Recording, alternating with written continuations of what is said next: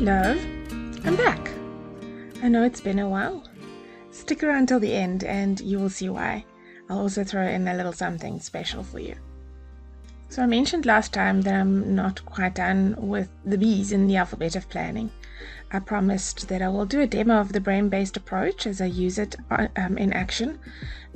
You will recall my previous video outlined in quite a good amount of detail the HBDI method. So this is just a bit of a speedy showcase, watch and see, plan with me as I apply that approach to my planning. I will show you how I start with a brain dump using my brain dump tool, and then you will also see how I use the basic colors to code my meetings and work focus into the 4 brain domains. So the intent here is not for you to keep track of the content of my notes and postings. It is rather to see the process, so my voiceover will be your primary guide. If of course there's any questions that you may have or something might not be that clear from this demo, please don't hesitate to reach out. I've already had some DMs indicating how some have tried this method in their own way, and I believe that they found it to be working like a charm. So, and I'd also like to thank Melissa especially for having reached out to say what this has meant to her. If I've made an impact in but one person's life, I've certainly served my intent, and it brings me great joy to know that what I have put out there has added some value in someone's life. So let's get right into it. So I have a few tools that I prefer using. I use my brain dump sheet, which I'll tell you a bit more about now, and then a few stickers, my emotis, my color dots, some basic essentials. I of course like bells and whistles. You don't need that to be able to apply this. I also have very specific preferences when it comes to some of the pens that I use and some of the stickers that I use, but you don't need that to be able to apply this. Some preferences I have is prompt cards or reference cards with a morning mindset or an evening mindset for reflection. Mine I got from Cloth and Paper, and it would prompt things like, how can you put others before you today? What do you want to prioritize? It can also prompt some good reflection around what ways were you helpful today? How did you pursue your goals today? I like that because it kind of guides some reflective thinking. You can use whatever blows your hair back. Earlier you would have seen I showed this meeting template. This is a pretty critical tool for me. You can of course use whatever you want. You could use normal paper to write down any of your week's workings or to-dos. My meeting planner is a nifty tool that I developed to help keep track of notes from specific meetings in a more organized fashion, so that I can actually find my meeting notes and the specific actions that I note down below on each page, keeping account of what needs to get done next by whom and by when. This is quite nifty. It's designed as a printable, but I've also recently turned it into a booklet so that I'm able to keep all of my meeting notes in one place rather than in my ring binder, and it works like a charm. So my process starts with pulling these meeting notes out, at first from my ring planner, now from the booklet I mentioned. Then I pull up my brain dump template and I start dumping. I'm using the Friction 0.7 erasable gel pen. I love the slightly bigger tip for my quick right brain dumps. It's also quite nifty for bucketing and sorting, especially if I want to change things around, then I can just erase it. And now I literally just dump it all down. Everything that comes to mind, everything that's coming from these meeting notes, and anything else that I might have listed somewhere in a master list that needs to be written down.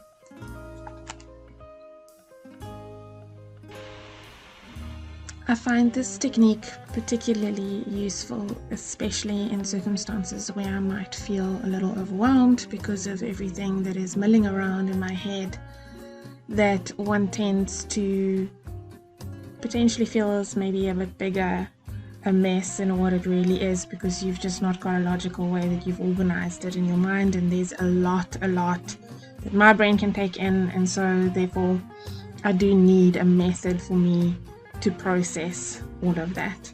I see it as a psychological flush.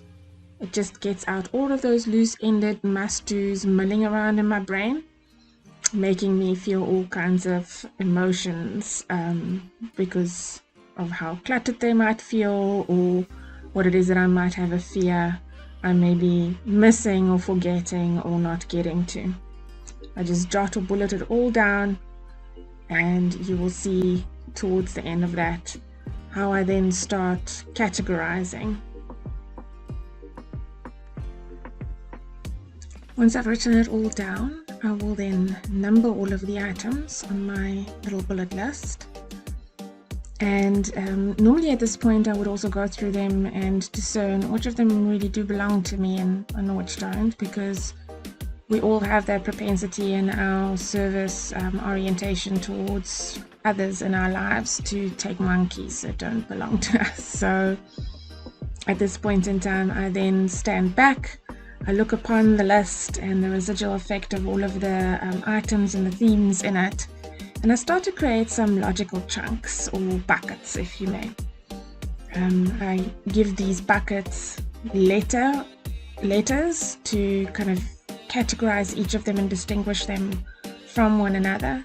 And then I work through my list and I try to place each of these items into one of those logical buckets. I spend a bit of time organizing them and moving them into these buckets, and by the end of it, when I've jotted everything down on the right hand side, you will see that I've effectively chunked all of the work meaningfully in accordance to each bucket.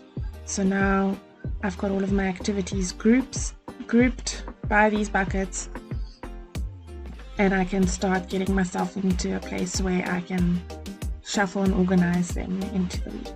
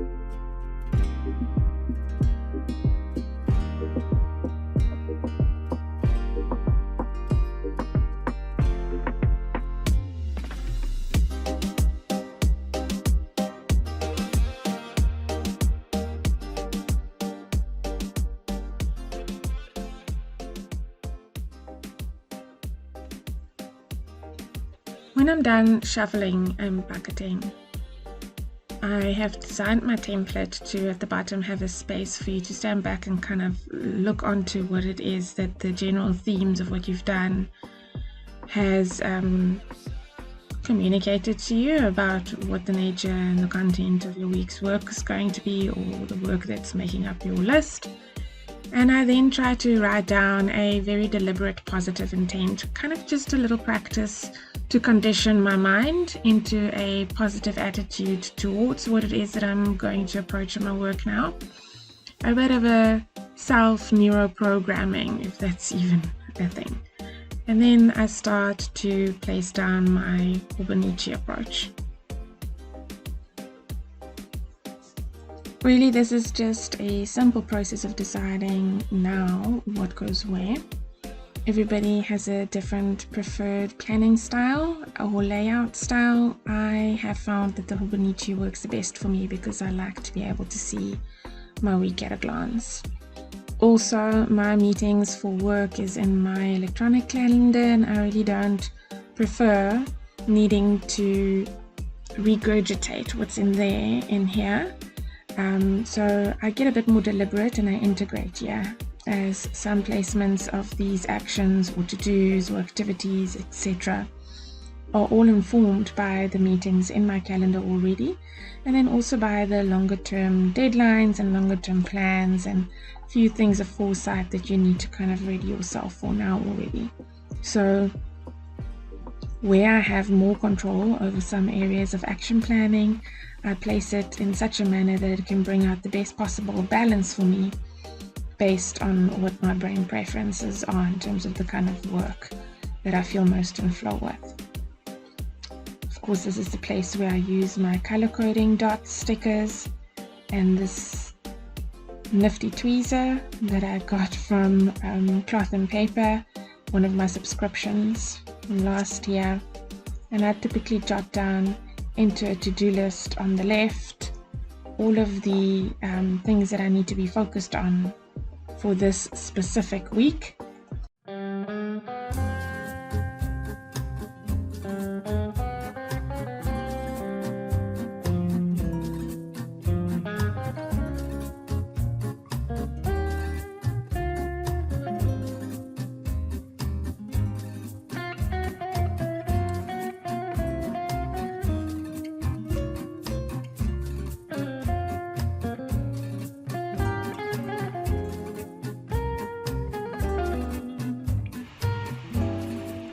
Now, it's highly unlikely that the entire brain dump that you've just done is going to go into this section altogether. Typically, I would have taken out of that and organized the things that I am going to focus on this week, and the rest would go into what I call a recurring compound master list. That is a place where I keep all of my to-dos as they come in, and I kind of date them in accordance to more or less when they have come in, just so that I can also keep track and timing of it.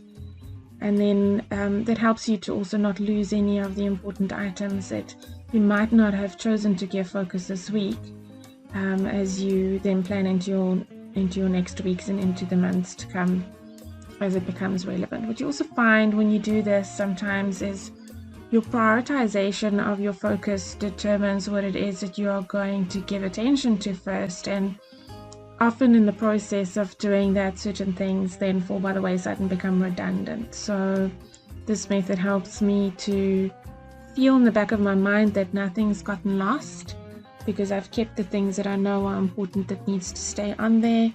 But as I reflect on it on a weekly basis and go back to my master compound list to determine what else needs to be planned in the next week, so how have I done, what's been ticked off, and what should remain and is still relevant and what's not. It helps you to also just refine that and not let anything slip through the cracks.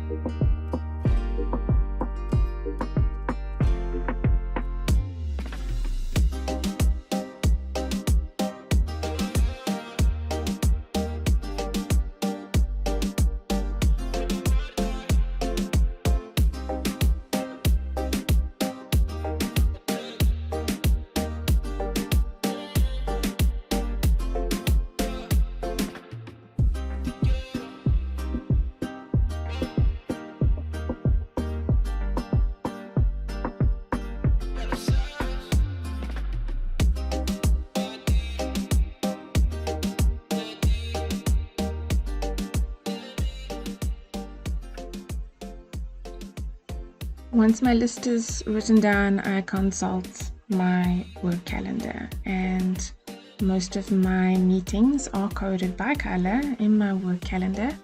At this point, I start jotting down what my time allocation is going to look like in the week, what type of meetings need to go where, what nature of meetings are there, and I use my color coding system to highlight that. Now, for the purpose of this video, I've transferred some of these activities into Me Hobonichi, but typically I do not believe in, like I mentioned earlier, regurgitating anything from one planet to the next unless it's a small transfer, to keep it close of mind and dependent on what the purpose is. I believe that I need to remain efficient in how I approach this, and the purpose of my catch-all space, which is my Hobonichi space, is where is it I see an integrated whole of what the day is going to play out as, and where I manage my energy accordingly. So you will see now how it is that I would go and code the color coding of the nature of the meetings that I would typically have. I'll place them in here, and then at some point you are able to stand back at a glance and get a sense of what the nature of energy it is going to require of you from one day to the next, dependent on the brain quadrants that you're going to tap into most for the types of meetings that there are.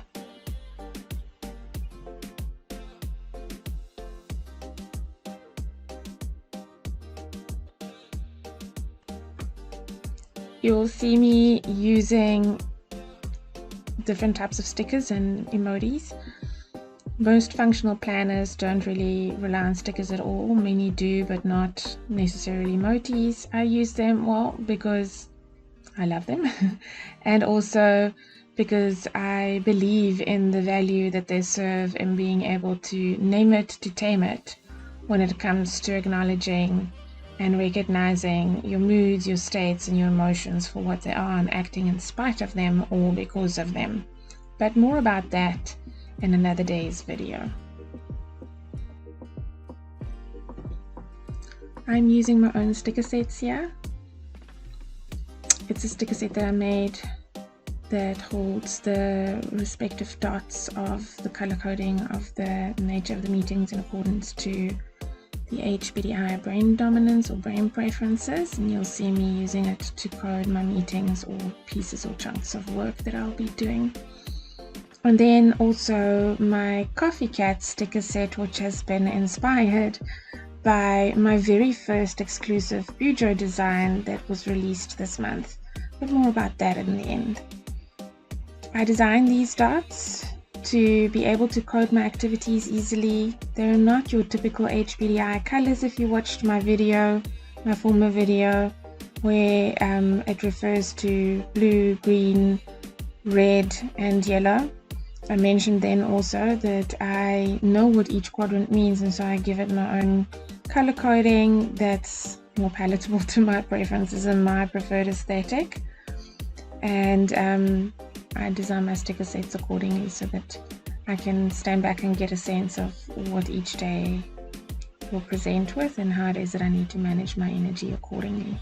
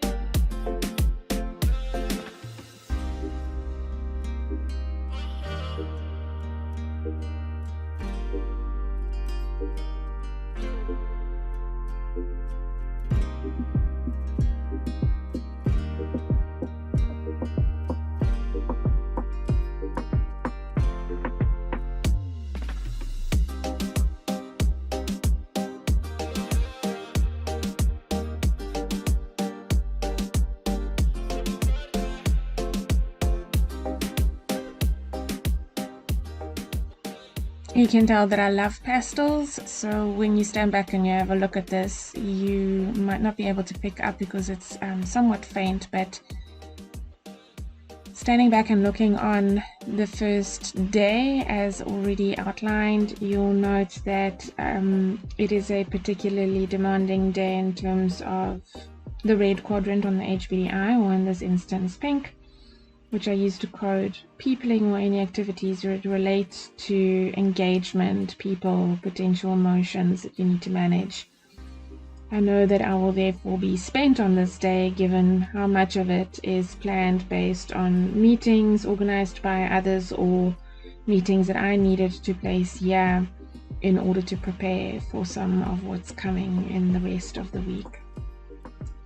Typically at the end of such a day, I would generally try to schedule a good exercise session or take it with me to the karate dojo, and then also some creative decompression activities later in such an evening, just to be able to balance my energy and my emotional state so that I don't feel like my day owned me.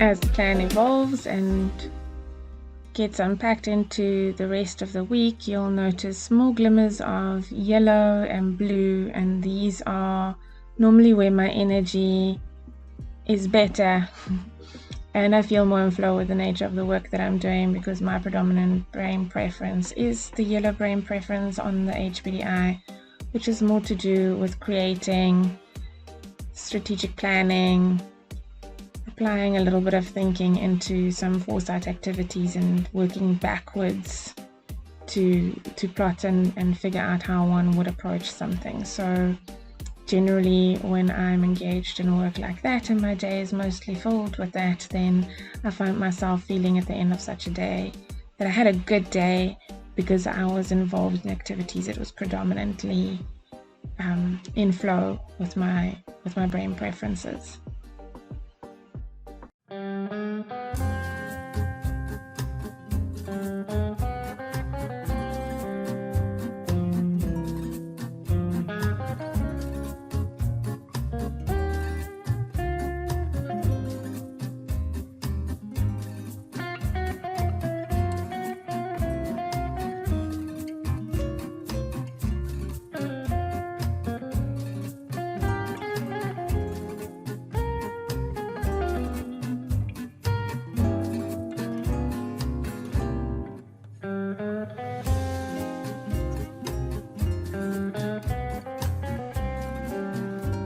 Now at this point you might ask yourself, so what's the point of all of this? And you will remember, if you did watch the brain-based video, it really helps with being able to manage your energy. It also helps with just applying some mindfulness around what the impact of the nature of activities in your day would have on your mode, your mood, your energy, just your general mental state. And so I find just the process of analog planning and intentionally putting down things like what you're seeing right now, a little sticker that comes from my Dumplingly sticker set, which I created for my daughter, that shows sleep, highlights and expresses an intent that is mindful, that you've been deliberate about at the beginning of the week, to ensure that you are going to get into bed early on a day that you know the next day is going to be filled with the nature of activities that is going to drain your energy, so that you can show up in the best possible version of yourself. And also, if you're like me and you've clawed your way back from a difficult brain journey, having trained yourself back up into a place where you have overcome having formerly only averaged 10 minutes of deep sleep a night, and been able to train yourself back up into 1.5 hours of deep sleep a night, and the average human being should be getting 2 hours of deep sleep a night, then this kind of approach to your mindfulness and being intentional just helps keep forefront of mind those things that are important to your mental and emotional and physical health and well-being. So you'll see me highlighting and reminding myself with little icons because they're quicker and they're decorative and it's fun to place them down, as well as all kinds of stickering ways and lettering ways to have forefront of mind those things that you know that are important and that warrant your attention. And this approach just helps you also to kind of balance out your day.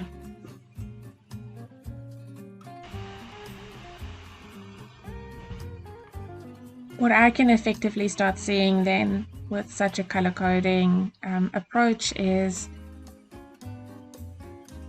where my focus in my week needs to be directed in what kind of way and how busy my week is going to be and what I need to guard in terms of my time. It also gives me a sense of control over my week because I'm able to shuffle my evenings and the open blocks in accordance to the nature of work that I am more energized by. So in this week you'll see that it was a particularly busy week. I was doing my Six Sigma green belt at the time, now busy with my black belt. And so my mornings were taking up quite a large chunk of time before work started to be able to get a bit of studying done. Weekends then and evenings will be filled with some cute stickers that I would have found from different places. Not everybody likes using stickers. I fully encourage it. It just makes the whole mindfulness planning a hell of a lot more fun. And some people use more decorative ones, other people use more functional ones. Like I mentioned, I like the emojis for some of the mental, emotional, and psychological benefits that they bring. And I typically get mine from Sticker Guru, the Coffee Monster Co., Graceful, Muse, Papery, Tyrian Designs, and the Rosy Life Planner, as well as the Happy Planner set. But as I've picked up how my needs and my preferences change and what kind of things I like and what my aesthetic is that I have a preference for, I've also started getting into the create your own stickering game.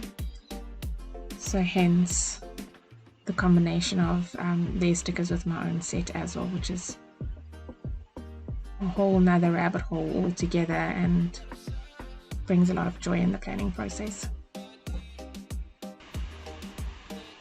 So there you have it. Of course, each week is planned with the best of intentions, but as even the most professional planners or functional planners out there will tell you, no plan ever gets expedited 100% in accordance to its initial intent.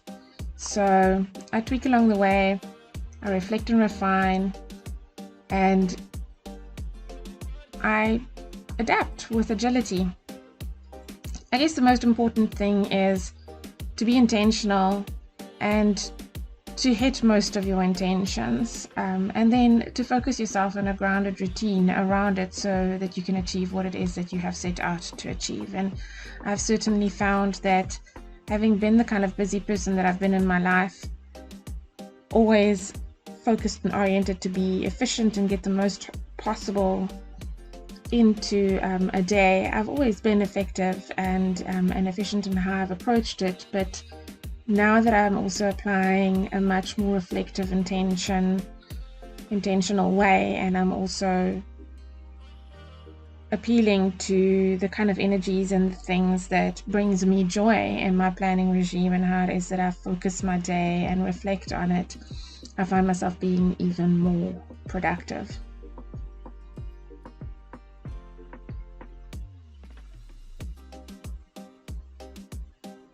And so that's the gist of it.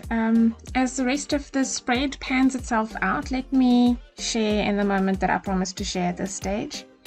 So I did not post this holiday, as I had two options as I entered into the festive break, in prioritizing the time that I had available. The first would have been to create as many possible videos so that when the year starts, I have some content that I can post for you on a more frequent basis. The second was to set up my store and video as I create for what goes into my store. I, of course, chose the latter, and I'm very proud to say that the Chronicles of LZ Pty Limited is officially legitimately registered as of 26 January 2023. And all of my humble beginning creations are available at your pleasure at pcolz.com. I also created my very first ever bujo design, the first of a limited edition exclusive collection of 10. It is called the Coffee Cat. And I just wanted to also take this opportunity to thank Anna for the wonderful service and helping me through the whole journey of my first creation. It made it super special. For those of you that stuck it out to this point, you can find my brain dump freebie at the link that I have placed below for you. I've also given you a link to a code with a 15% discount to the Coffee Cat Bujo. And if a bujo is not your preference right now, I also have a discount code for some of the other items in my store. The goodies in my store are from humble beginnings. Every creation is made up from some inspiration from somewhere in my life, as you will note from my product descriptions, and I'm quite deliberate about how it is that I outline that. With each of them comes a very explicit, very deliberate wish to you in a positive intent that I hope will bring value to you as you love your story and express your own unique personal charm. Thank you for watching, and enjoy the rest of your wonderful week as I leave you with the rest of the spread playing itself out.